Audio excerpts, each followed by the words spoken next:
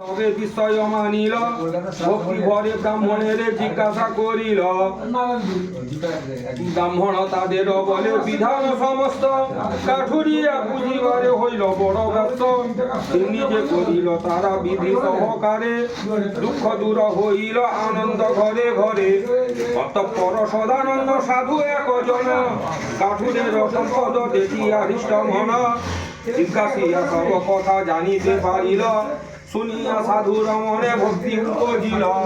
সাধু বলে অপ্রতুল্য নাহি অন্য ধনে কন্যা নাই দুঃখ তাই সদা উঠে মনে।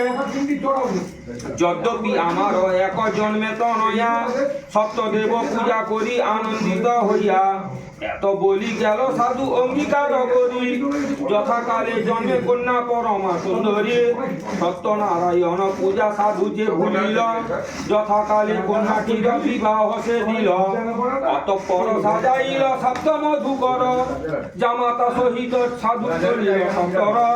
দক্ষিণ পাটনে রাজা নাম করানিধে সেই রাজ্যে সদাগরে মিলাইল বিধি।